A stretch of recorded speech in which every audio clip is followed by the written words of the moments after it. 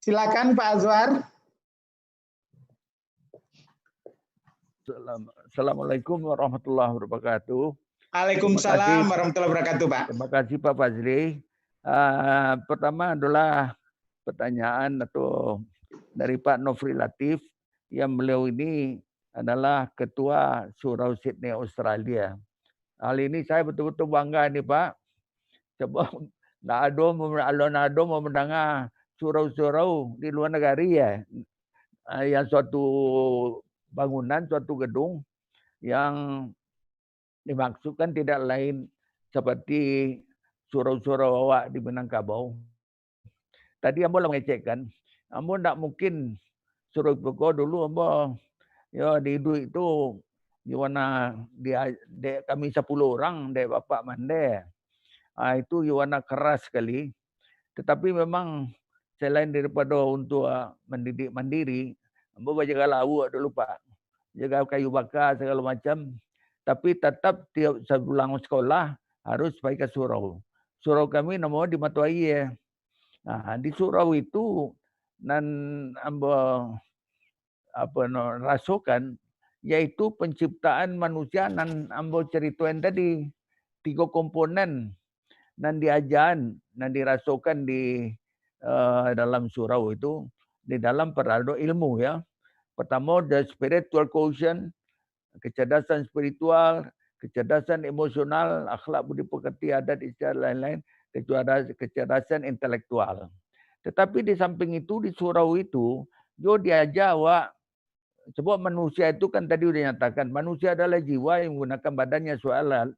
Jadi tidak jiwa yang 3 komponen tadi saja dan ambur pada pek di surau dulu Tetapi juga yaitu pelatihan badan, basilek, macam-macam. Itu di surau dapat kami dulu diajar.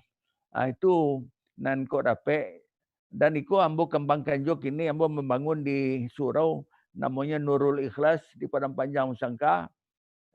Di Kebataan itu di sini hampir 1,000 orang siswa-siswi di sini.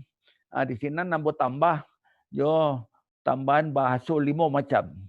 Jadi tidak hanya pandai bahasa Indonesia yang baik, tapi jo pandai bahasa Arab supaya nyo menjadi hafiz Al-Quran. Dan ketiga, pandainya bahasa Inggris dan untuk mendapatkan ilmu. Dan keempat, pandai bahasa Cina. Jadi anak-anak pesantren nambo di Nurul Ikhlas hebat-hebatnya bahasa Cina. Ditambah yang kelima bahasa Jepang. Jadi kalau dapat memang betul itu adanya surau itu didirikan ini ambo betul-betul bahagia sekali. Alun-alun ambo mendengar ada bangunan dan dijadikan surau seperti nan ambo alami surau di Minangkabau dahulu itu. Selain dan 3 komponen diisi, tetapi juga di dalam fisik maupun dan lain-lain. Cara berdagang pun dulu ambo diajar itu. Coba kecenderungan kan itu. Di dalam hadis kalau tidak salah Imam Ahmad itu alaikum bitijarati fa inna fiha tis'atan asyari rezeki. Kuasailah jasa dan perdagangan. Sesungguhnya di dalamnya terdapat 9 daripada 10 pintu rezeki. Sudah itu mengenai kau Pak Fasih Jalal, kau nampaknya perlu awak serbu awak membangun Sumatera Barat, awak sukses dulu di mengalami waktu awak di mengadakan musabakah tilawatul Quran, kan ia bersama-sama.